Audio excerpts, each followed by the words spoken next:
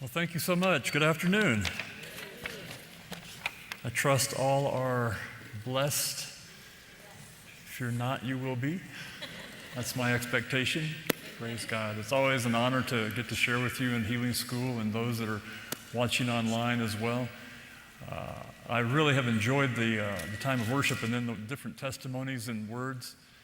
I may have gotten some new messages out of some of that. So. Well, I mean, when you sit and listen to the Word, it says that Jesus was filled with compassion and He healed their sick. There's also other verses that say that they came to hear Him and to be healed of their diseases. And I've wondered how many times people got healed just simply sitting in His presence, listening. I believe in the power of the Word. And I believe that the Word can break the yoke, the Word can break the chains of disease and sickness and oppression, depression, whatever you may be going through. The Word has power. Yes. The Word is the power of God. And so as people sit and listen, healing happens.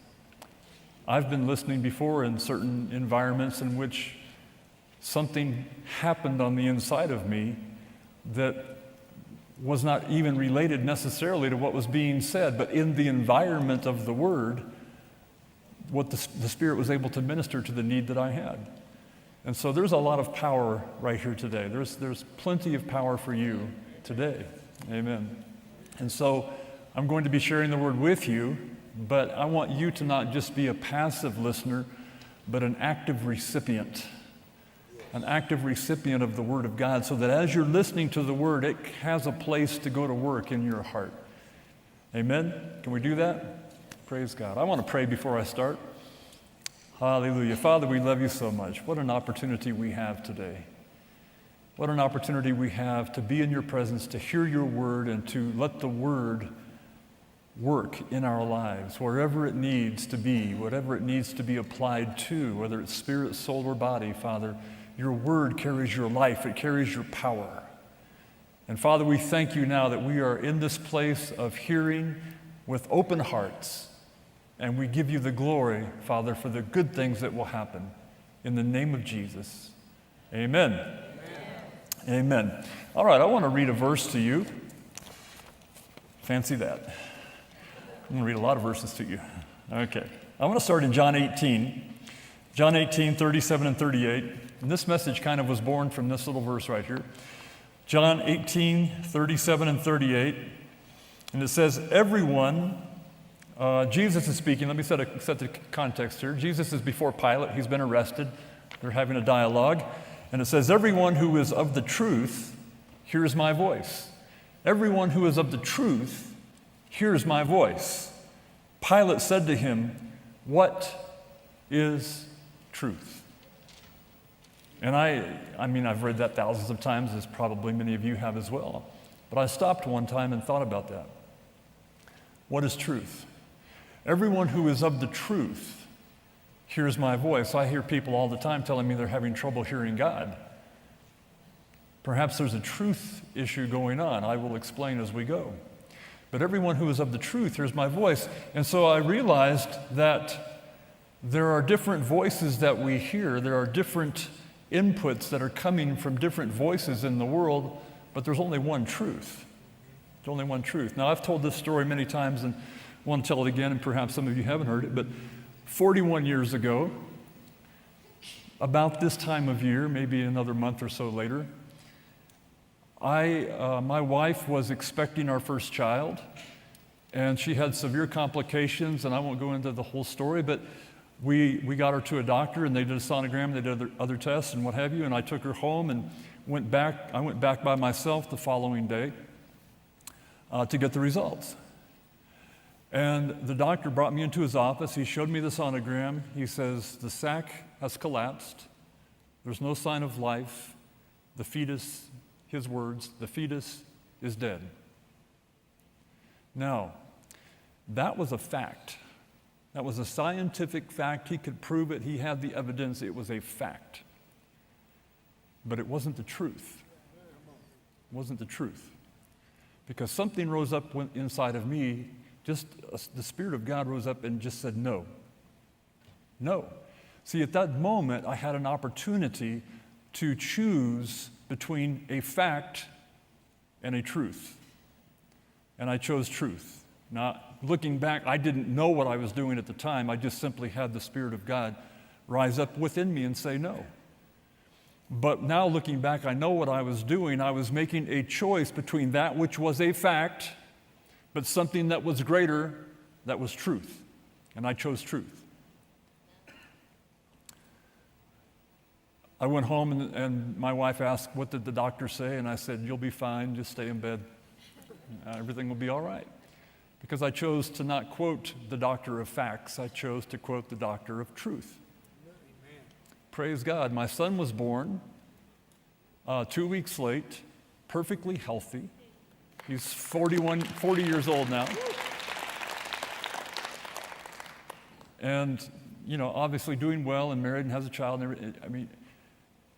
What part did I play in that? I'm not taking the glory for this at all, but I'm just saying I had a chance to agree with a fact and unleash the power of that fact. Or I had a choice to, when the Spirit quickened me, agree with truth and walk in the truth and see a resurrection. We are faced with these things all of the time. Now, we live in a culture in which we are presented with many, many facts all the time. We have all kinds of scientific facts, and we have facts that are countering other facts. Scientific facts about global warming. Is it us? Is it the sun? Is it the Earth's orbit? Is it SUVs? Is it cow gas?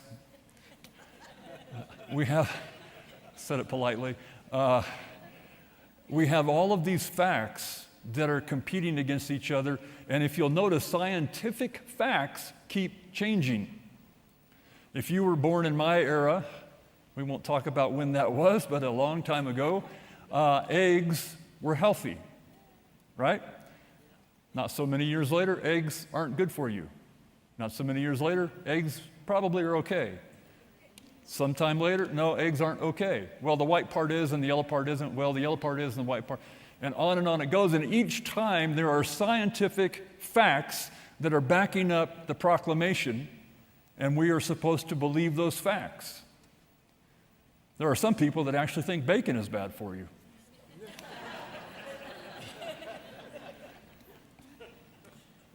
We have all of these scientific facts. We have moral facts that are changing in the world. I believe the Bible says that marriage is between a man and a woman. That's a truth. Supreme Court says, no, it can be between two men or two women. That's a lie, but it's been put forth as a fact. And so we as a body of Christ are having to choose between facts and between truth all of the time. And what I find is that many Christians, because we are not grounded in truth, we are left with nothing but facts. And especially in the world of health and healing, there are plenty of people that have facts for you to listen to. There are whole websites that if you feel a symptom coming on, you can go to a website and try to identify what's wrong with you and start planning your funeral based upon the facts. I must have this. This is exactly what it feels like. And so we are consciously choosing facts over truth, and truth gets pushed aside, and we end up harvesting the results of the words that we chose to believe. When Paul was shipwrecked on an island, and he was gathering wood and placing it in a fire, you should perhaps know this story, and while he's doing this, a snake comes out, grabs him on the arm, and the islanders recognize the snake. He shakes it off into the fire. And the islanders sit back and think, okay, we're going to watch this because we know what kind of snake that is. This guy's going to swell up and he's going to be dead. He's going to die. Now, in their experience, that's a fact. But Paul isn't living by facts. Paul is living by truth. You shall take up serpents and it shall not harm you. Or in other words, there's something that trumps facts. Now, I'm using facts in the terms of what the world purports or what the world puts forth that isn't based on truth. That's the kind of facts I'm talking about. Facts that do not have their root in truth simply in the ever-changing world in which we live, moral change, scientific change, all of these things that are put forth as facts, and science says, yeah, but science said exactly the opposite 20 years ago. And so which one is it? Well, we're learning more. Great, okay. I think that's not a good enough source for me. Let's go to the truth. What is the truth? So I hope everyone is tracking with me right now that I'm going to be talking to you about the power of truth. Pilate said, what is truth? I think a lot of us need to ask that same question. What is truth? Are we living by facts or are we living by truth? Luke 13, verse 10. And it says, now he was teaching in one of the synagogues on the Sabbath, and behold, there was a woman who had a spirit of infirmity 18 years. That's a fact. All right, 18 years of spirit of infirmity, and was bent over and could in no way raise herself up. But when Jesus saw her, he called her to him and said to her, woman, you are loosed from your infirmity. And he laid hands on her, and immediately she was made straight and glorified God. Now listen, 18 years, if any time during that period of 18 years, we'll say that she's living in this century, the 21st century, we could have taken her to any doctor on the face of the earth.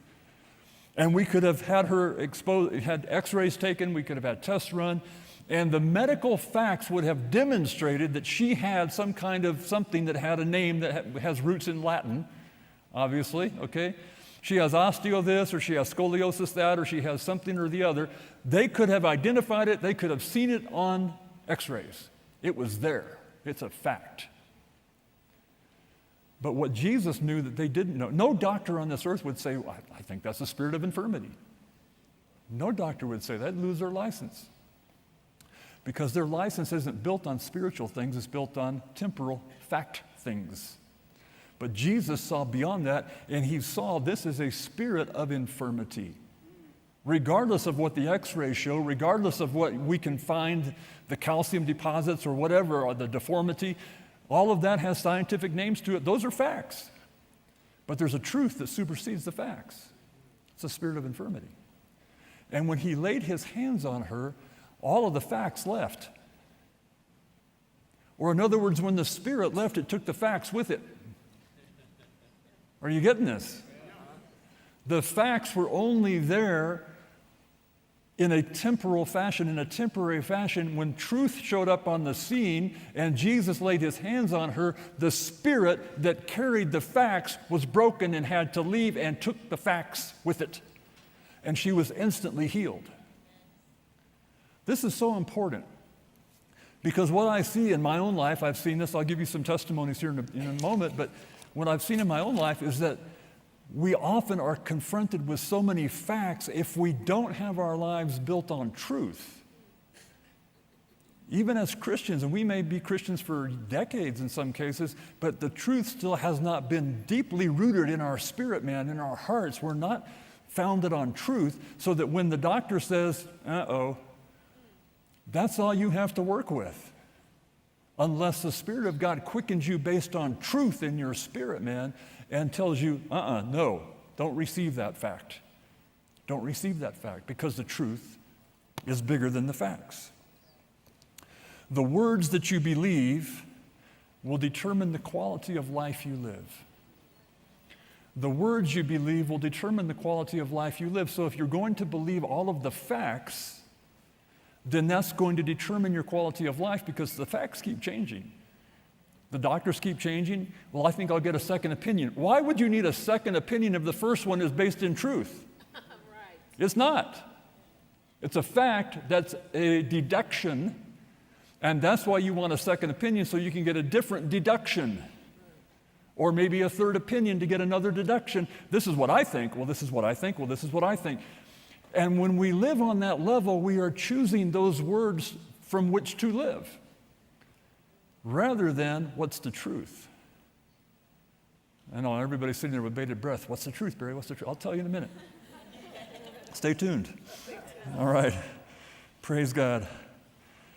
If there's nothing in your spirit, man, that says no to the facts, then you're stuck with the facts. If there's nothing that rises up within you and says, well, I've got a word from God on this one, then you're stuck with what the doctor said. And you will begin to arrange your life around temporal facts and accept them and adapt yourself to them and adopt them into your life, the word of men, but Barry, they're scientific. Yeah, they told me my baby was dead. Science said that. 40 years old. See, I've been here. I know this. I've experienced. I'm going to share some other stories with you in just a minute. Now, where did this tension come from between facts and truth? Go with me, if you will, to John 8:44. John 8:44. Jesus is talking to the Pharisees, and he's being very seeker-friendly. John 8:44, he says, "You are of your father the devil." Okay, that wasn't very seeker-friendly. "You are of your father the devil, and the desires of your father you want to do. He was a murderer from the beginning and does not stand in" what? Truth. The truth. The devil doesn't stand in the truth because there is no truth in him. When he speaks a lie, he speaks from his own resources, or King James says from his own nature, for he is a liar and the father of it. Yes, he is. But listen to what Jesus says. "But because I tell the truth, you do not believe me." Or in other words, some people are allergic to truth. They don't want the truth. They prefer the lie. But that's not my message. So let's stick to the point here that the lie is the power of manipulating facts in order to bring into bondage people's lives. You are of your father the devil. He's a murderer. He's a liar. He comes to steal, kill, and destroy. He's full of facts, but they're not based in truth. And so we have a source for that which is not true. It may be a fact, but if it's not true, it's a lie. Okay, I don't know if you got that. There is a source for that which is not truth. If it's not truth, it has a father. His name is Satan. He cannot speak truth. And so it may be a fact, but it's not based in truth if it's not based in the Word of God. Therefore, it's a lie. I hope that's making sense. Somebody breathe so I know you're out there. Y'all there? Okay. Where did this begin? In the Garden of Eden, Adam and Eve had everything going for them. Obviously, they had the garden, every tree. They could eat of every tree of the garden except for one. They had the tree of life, and they had the option of the tree of the knowledge of good and evil. They had a word from God that was truth. If you eat of this tree, you will die. Okay, that's a truth. It's a fact and a truth. It's a fact based on a truth. But the serpent came, and he said to them, has God said? He questioned the truth. We get this all the time.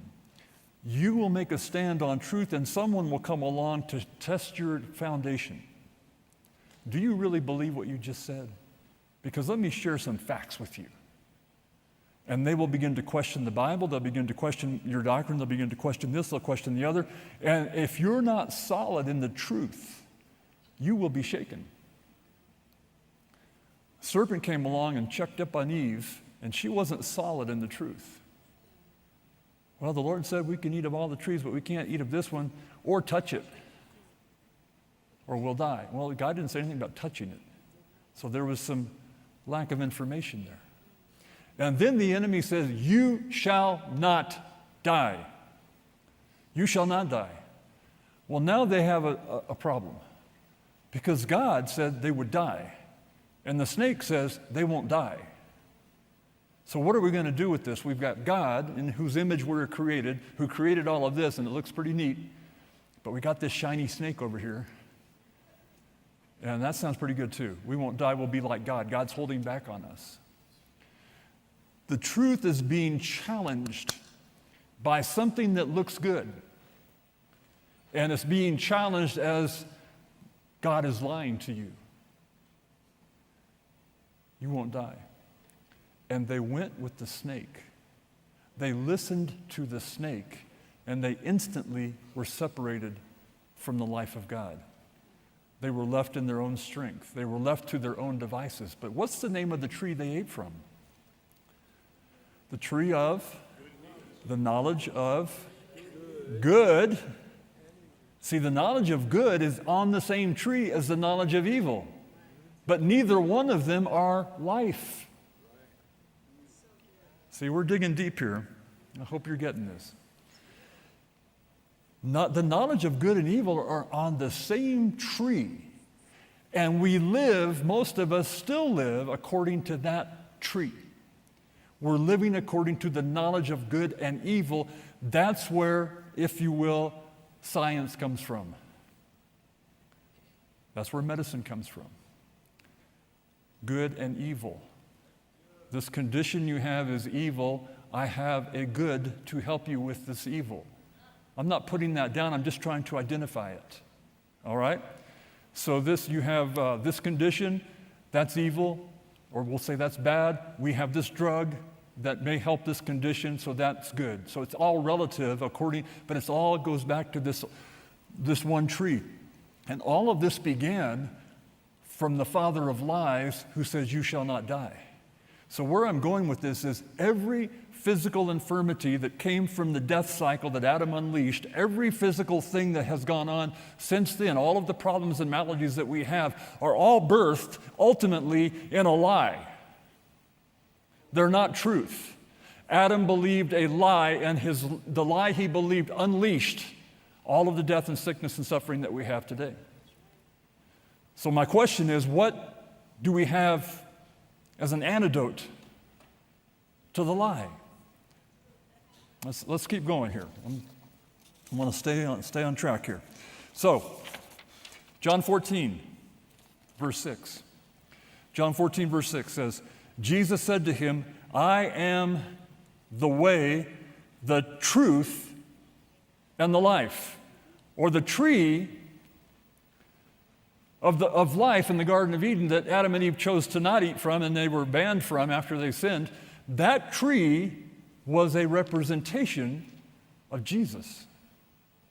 And that tree now is back in our lives as the person of Jesus. He is the way, the truth, and the life. See, now we're talking about that which is true. That which is true. Now I still have options. I can eat from the truth, which is Jesus, which gives me life, or I can keep eating from the tree of the knowledge of good. It's good. And evil, but it's a world of ever-changing facts.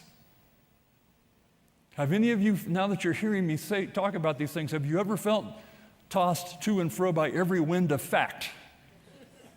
Like we talked about eggs, okay? Or we could talk about any number of things that have been bad, now they're good, now they're bad, now they're good. Do this, you'll live forever. Take this pill. Oh, that doesn't work. We found out now it's toxic, okay? Now there's a lawsuit. Class action lawsuit because if you did this, 20 years ago we said it was good, but now we found out it's killing you. That's the tree of the knowledge of good and evil. And in the world of our physical infirmities and sicknesses, if we're not grounded in truth, we are left with only one option. We've got to go that direction. We've got to go with good and evil, and maybe there's enough good out there to get rid of the evil of the sickness. But who knows? And this is the battle that we're in. Do we know the truth? When Adam and Eve believed a lie, they unleashed sickness. When you understand that the root of death and sickness is a lie, then you understand how to conquer it. What conquers a lie? Truth. Truth conquers a lie. I feel like I should give you time to think. I don't know. We'll move on. Let's go. John 8:31 and 32. John 8:31 and 32. Jesus says, if you abide in my word. Now, when I started, I said they came to hear him and be healed. All right? Because his word is what? Truth. John 8:31, if you abide in my word, you are my disciples indeed, and you shall know the truth, and the truth shall make you free. Ultimately, if you can hear my heart here, ultimately, healing is replacing the lie with truth. If we go all the way back to the garden, all the way back to where all of this started, we are taking a lie that was believed and unleashed. Sickness and death are real. They're facts. I get it. But how can I finish my course, live long life in health and prosperity? How can I do that? I can't do that eating from the tree of the knowledge of good and evil. It's not going to work. I have got to go back to truth and reestablish my life. My whole foundation, everything within me has got to be based on truth, so that when the doctor says the fetus is dead, I don't say, nuts. Well, we'll try again. No, that's the tree of the knowledge of good and evil. You get a little good, you get a little evil, you just got to have to make do. We're just going to have to go through life like that. Or you have enough truth in you to where the Spirit of God can quicken you, and a no will come out, and you will take a stand on truth. The truth is, by His stripes, you were healed. That you can take to the bank. By His stripes, you were healed. That's how I got the revelation of healing in Guatemala many years ago when I was dealing with hepatitis. I was as yellow as that shirt right there. And I had lost 25 pounds, and I looked like a number 2 pencil. I was just yellow and looked like a prisoner of war. And I was meditating on the Word because I'm a missionary, for crying out loud. I'm a Bible school graduate. I shouldn't be sick. I know a lot. And that didn't do it. How many of you feel like you know all about healing? And maybe that's not doing it. I've been there. But when all of a sudden the Word of God was quickened into me, Barry, by my stripes, you were healed. It went from here to here, and that little journey was all I needed. I was healed. I was healed. You see, what happened? The truth I have accumulated into my life as a Christian gave the Holy Spirit something to work with, and it quickened the truth. By my stripes you were healed, and that truth healed me in spite of the facts of the blood test and the yellow skin and the yellow eyeballs and the weight loss. The truth healed me. Is this making sense? That if we don't have truth in the core of our being, there's nothing for the Holy Spirit to work with. Now, I'm not saying it's impossible. That He can bring you a fresh new word that you've never heard before. But it's a whole lot easier if there's something in there to work with. That your life is founded on truth and not the tree of the knowledge of good and evil, going back and forth between facts and, well, let's compare this with this, and maybe we should do that, and not too much. How many milligrams of this are you taking? And don't take 2 of those, to only take 1 every 4 hours, and all of this stuff. I'm not against that. I'm just saying that's the wrong tree. I've had to eat from that tree too. I'm not putting it down. Please hear my heart. I'm just saying there's a better option. Keep eating from that tree to keep you alive until you find the other tree. All right? I'm not saying stop taking your medicine. I'm just saying, do you have truth in the core of your being that can at some point come alive and be more powerful than the facts? That's what we need. That's what we need. Mark 2, the famous story of the paralytic man let down through the hole in the roof. I won't rehearse all of that right now. Jesus sees him, and it says, and he saw their faith, and it says, my son, your sins are forgiven you. And we should know this story that, if I were that guy on the bed being let down, and that's what he said, I would have said, that's not why I came. But there was something more profound going on. Because the root of the problem of sickness began with Adam's sin. And we have inherited the consequences of that sin to where we are all been made sinners because Adam was a sinner. When Jesus said, your sins are forgiven, the man on the pallet didn't realize what was happening, but that broke the authority of the sickness. And he went on to say, see, he's sharing truth with him. Your sins are forgiven. That's a truth. He says, well, what good does that do me? Get up. You'll see. See, when the truth overcame the root of sin, the lie that was believed by Adam, the sickness lost its authority. The paralysis lost its authority. And he got up and walked off. Yes. This is powerful. Yes, it is. This is powerful. Because the more I see this and the more I understand it, I'm realizing I'm not against scientific facts and doctors. I'm not against, but I want something, a more sure word. Because tomorrow they'll change. A new study has come out, discounting all the 3,000 other studies. And next week, another study has come out. You can't live like that. You've got to live on by his stripes you were healed. You've got to be grounded in the revelation of that, not just the mental knowledge of it. But by his stripes you were healed. Forgive me for sharing stories I've shared before, but there's always new people here and new watchers online. But over 3 years ago, I went into a dermatologist because I had some skin things. I had malignant melanoma back in 1987. And at that time, I had it cut off. Seemed like the natural thing to do. If I have a mosquito, I slap it. If I have a malignant melanoma, I let them cut it off. All right? I don't go real deep on that. That's just get rid of it. And so I was perfectly healed, but I've been very aware of my skin, and I want to make sure there's no recurrence of such a thing. And so I had some things on my face, and so I went in, and the doctor said, well, we can freeze this. And pretty soon, within about 4 days, I looked like a leper. It wasn't pretty. And he says, but this thing in your ear, there's something in your ear. And I was aware of that, but I thought it was more of the same. And he said, no, I need to do a biopsy. And so he took some, and he went and did a biopsy, and about 3 or 4 days later, I get a phone call. What's in your ear is cancer. He didn't tell me what kind of cancer. He said, that's cancer that I'm going to have to do an operation on. And the operation, I'm afraid to tell you, is going to be severe enough to where afterwards you will need plastic surgery. I thought, awesome. Now's my chance to get an overhaul and get it all taken care of at once. But no, that's not what I said, actually. Something inside of me, truth, came alive. And I didn't say it to him on the phone. I just said, well, let me get back to you. But inside of me, no. No, I mean, I can tell the difference when it's me in fear or when it's me in faith. I know the difference. I know I've been through these things enough times to where when the Spirit of God quickens me in my heart to say no, no is very easy to say.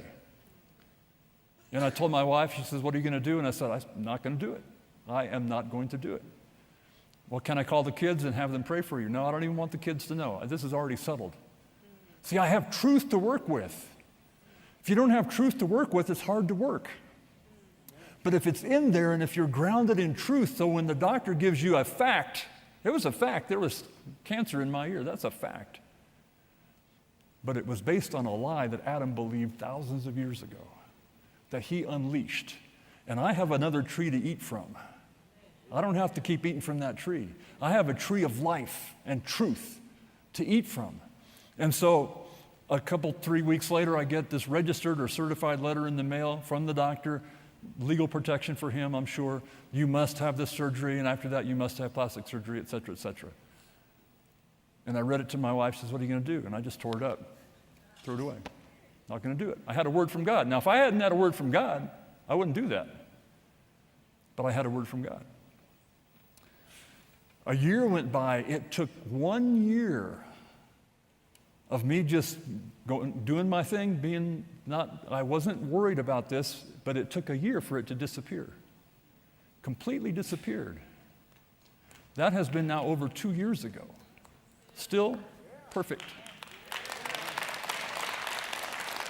You see, when you have truth inside of you, you have other options.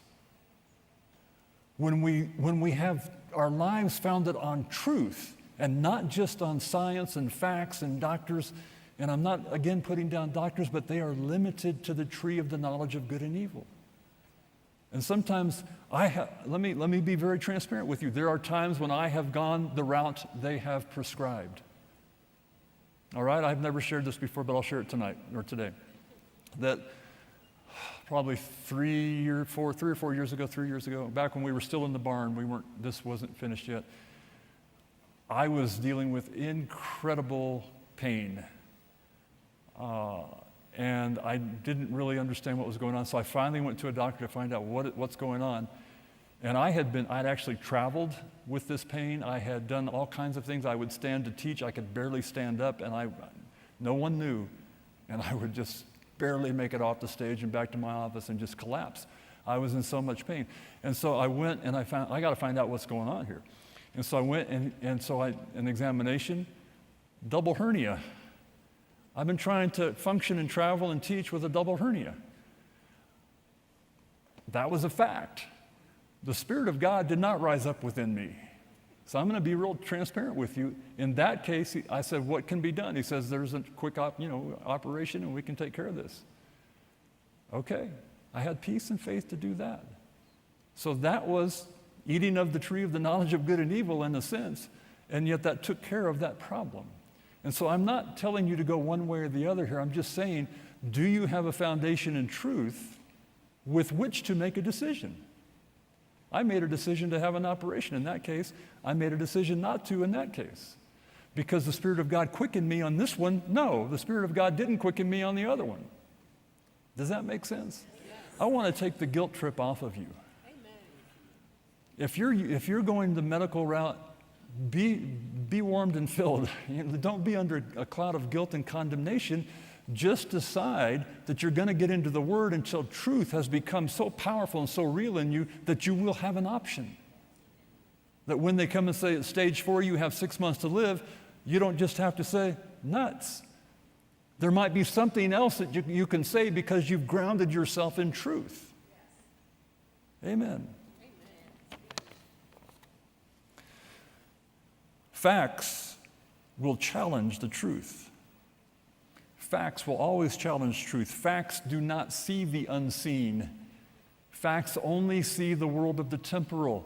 That's why they keep changing, because the world of the temporal is temporary. Everything keeps changing in this material, temporal world. And so facts are based on that, and they will not see the unseen. They do not consider the world of the Spirit. Facts don't even recognize the Spirit. That's not the world in which they dwell. Therefore, we have got to know the world of the Spirit, the world of the unseen, if we are going to unleash the power of truth in our lives. Truth is eternal, unchanging, spiritual, and divine. Every word that has come from the mouth of God. Truth does not depend on feelings, emotions, circumstances, or culture. Truth does not depend on how you feel, what your emotions are, what the circumstances are, or what the culture you live in is.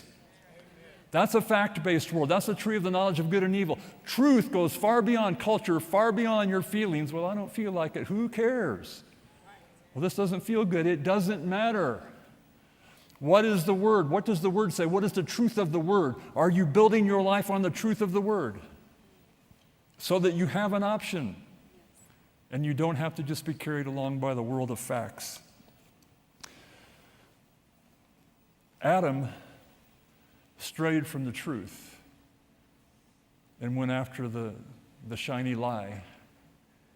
What happens when we stray from the truth? Go with me, if you will, to 2 Timothy 2, 17 and 18. 2 Timothy 2, 17 and 18. I'm jumping right into the middle of something here, but there's something I want to show you. It says, Hymenaeus and Philetus are of this sort. Okay, Paul is talking about some bad men. It says in verse 18, who have strayed concerning the truth, saying that the resurrection is already past, and they overthrow the faith of some. Okay, let me work this with you. These two guys have strayed concerning truth. Let's jump over the middle. And they've overthrown the faith of some. When you stray from truth, faith has no foundation. Now, it says here that they're strayed from the truth, saying the resurrection is already past, but it could say anything. They have strayed from the truth, saying the gifts of the Spirit have passed. They have strayed from the truth, saying healing, God doesn't heal everybody. They have strayed from the truth, saying that maybe if it be His will, but who knows? And have overthrown the faith. How many have been in a church where they're busy overthrowing your faith? Telling you that this doesn't happen anymore. They've strayed from the truth. When we stray from truth, we have no foundation for faith, and then all we're left with are the facts. What is the truth? What is the truth about healing? What is the truth about the nature of God? What is the truth about what was accomplished on the cross? What is the truth? What are you building your life on? Or are you still plucking apples from the tree, not apples, but from the tree of the knowledge of good and evil? Are you still eating from that? Well, they say, well, this church says, well, that church says. What does God say? What does the Word say?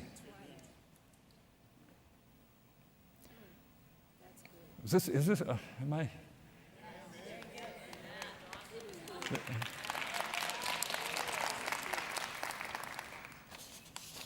When you stray from truth, or if you don't know truth, my people are destroyed for lack of knowledge. And faith has nowhere to be built in a life which is eating from the wrong tree.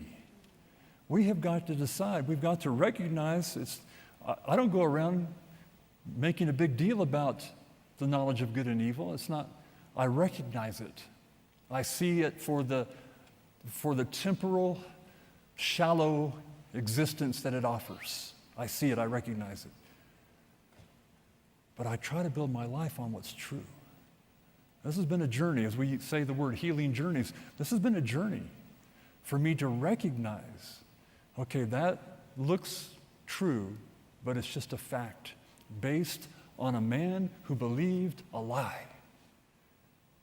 And truth will overcome any lie. Truth will overcome any lie. I'm not saying you're not sick. I'm not into Christian Science. This isn't mind over matter. This is spirit over flesh. This is truth over lies. This is recognizing that even if something is alive in you, its source, even a cancer, if it's alive in you, its source began with the belief in a lie. And if you will change that now and take the truth that is being offered, I am the way, the truth, and the life, and that is where you're going to build your life, and you don't care who thinks what. I'm standing on truth, and it needs to be quickened into you. It's just not mental. This has to be a spiritual thing. Then that truth will overcome what the lie has produced, because the lie loses its authority when truth shows up. That's why Jesus healed all who came to him. He was the truth, and all the people were sick with lie. They were sick, right, but the root of it had no authority in the presence of truth. Oh, that's good. That's good. Let me give you some examples. When God gave the promised land to Israel, he says, I have given you this land. Go check it out. That was a truth, right? They came back with the facts. Oh, Lord, you have no idea. There are giants in the land and fortified cities. And I can see God saying, I did not know that. What was I thinking? No. He said, I have given you this land. And they came back and said, we have some facts you may not be aware of. And the facts determined their destiny for the next 40 years in the desert till they were dead, because they chose facts over truth. I hope the lights are coming on. Jesus says, let's get in the boat. We're going to the other side. I'm taking a nap. A storm comes up. Master, don't you care? See, they're offended at God. Don't you care that we're perishing? And I'm sure he's like, what's going on? He's asleep. He's going to the other side with a boat or without a boat. The boat is irrelevant. And he rebukes the storm, and then he rebukes the disciples because they chose the facts of the storm over his word, we're going to the other side. See, when storms come up, do you have a word? Well, then what's the storm got to do with it? When Peter walked on the water, he wasn't walking. If it was just calm, I could do this. But these waves, I don't know, man. No, go for it when it's calm. Let me see you do that. No, he was walking on a word from God, truth, come. But then he saw facts. Ooh, wind and waves, this is making it really tough.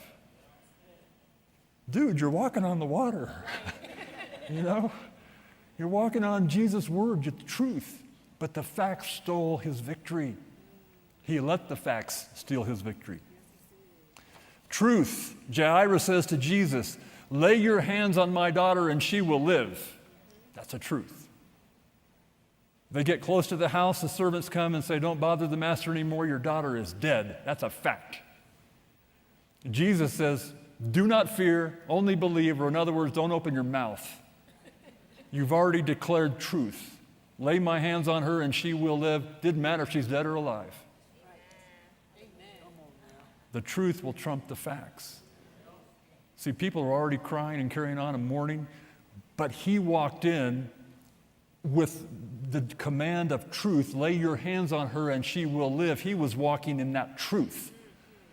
The new information didn't change the truth unless he let it.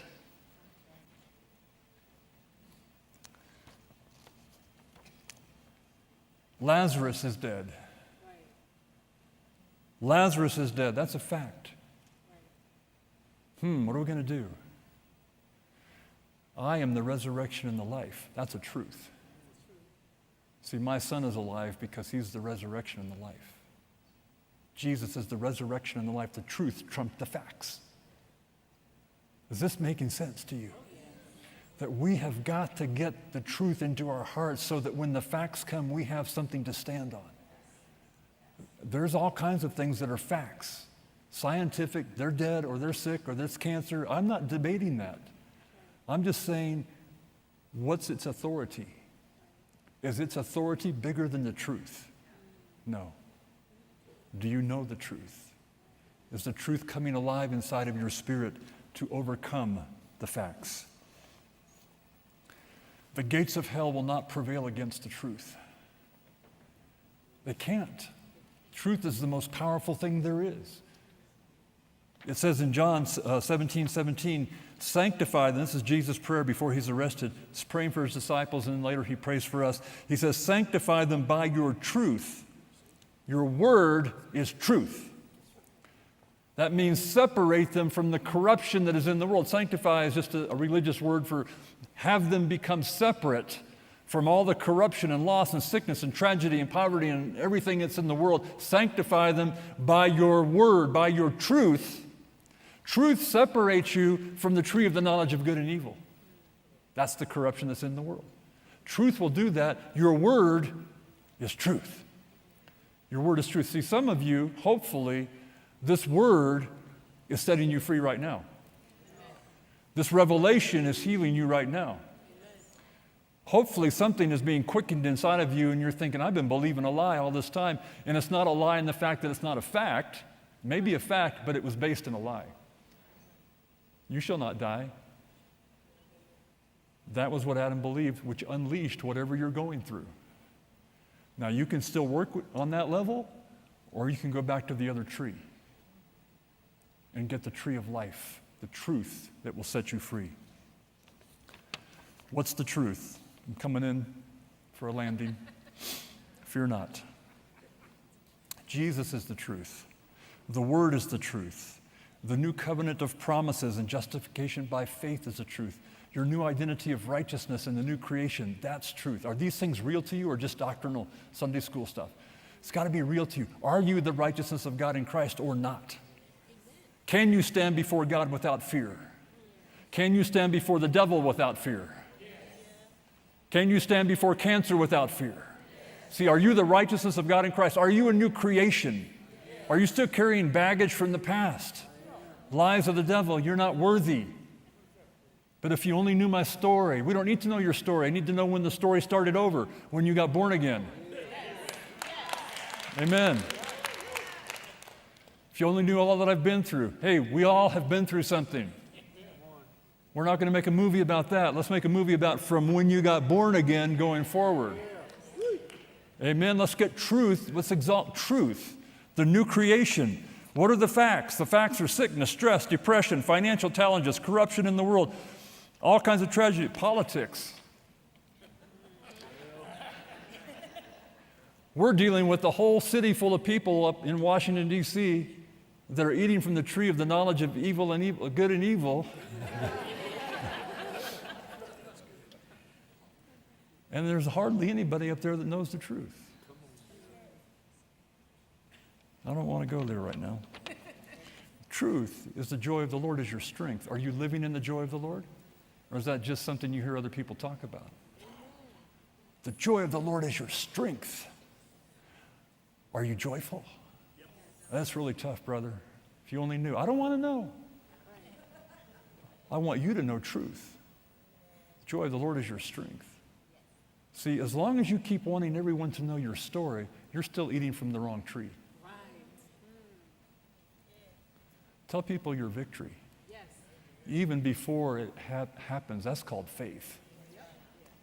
That's called faith. Is there any fact that truth can't overcome? No. Okay, I'm going to give you one. This is it, I promise. I'm done. This is the one I'm living by, Romans 8:11. Romans 8:11. My shoe is untied, so I'm not sure what to do about that. Romans 8:11 says, "But if the Spirit of him who raised Jesus from the dead dwells in you," this is truth, "he who raised Christ from the dead will also give life to your mortal bodies. Your mortal bodies will receive life." It's not talking about your dead body, because later in Romans it says, "Do not let sin dwell in your mortal body." It's talking about this body right now. It says, "If the Spirit of him who raised Jesus from the dead dwells in you, he who raised Christ from the dead," that's pretty powerful, "will also give life to this mortal body through his Spirit who dwells in you." That's truth. That's truth. So what I do now every day I thank the Lord that there is we'll call it a nuclear reactor of the Spirit of God inside of me, pulsating life into every cell of my body. And then rather when I have some kind of a symptom, I don't think about the symptom. I think about, that's healing taking place. That's healing taking place. I'm getting stronger every day. My youth is renewed like the eagle. That's healing taking place because the Spirit of God in me is pulsating out life into every cell of my body. That's truth. That's truth. And so I'm going to build my life on that truth, that by his stripes I was healed and his Spirit is doing it in me. And that's how I live. Amen. Did you get something today? So I want you to stand, please. Go ahead and stand with me, and we are going to pray.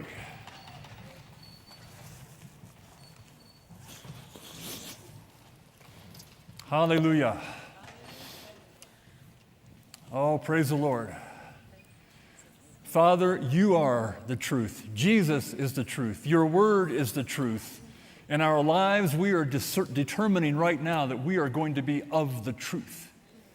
We are going to build our lives on truth. We are not going to be limited to simply the knowledge of good and evil, simply the facts.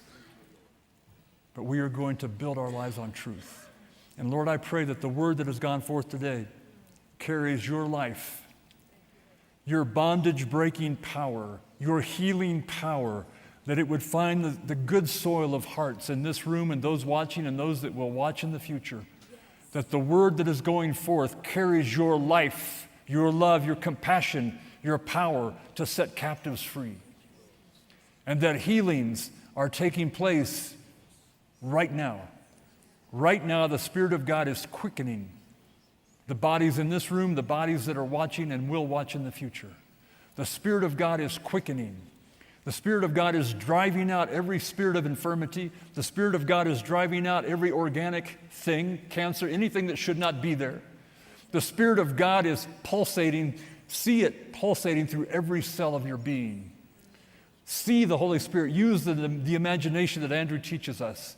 Use your divine imagination to see the Spirit of God flowing through every cell,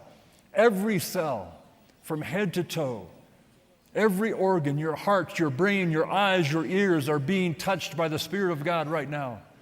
Believe it and receive it. Stand on truth, not on your feelings, not on whether or not it feels better right now.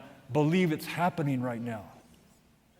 It's happening right now. It is truth, and it will overcome the facts. It will in the name of Jesus. Praise God. Father, we receive now. And those that are suffering physically or emotionally or mentally, Father, we receive the Word of God. People came to hear you and to be healed. We are hearing you right now, and we declare we are being healed. We are being set free. Things that haven't worked are starting to work. Things that have been damaged by sickness or are suffering right now, sickness is leaving in the name of Jesus. That's the truth. Father, we stand on truth. Thank you, Lord. Praise you, Father. Father, we give you all the praise. We give you all the glory. We worship you, Father, that we even have this capacity to hear a word and have it change our lives. Praise God. We thank you, Lord, in Jesus' name.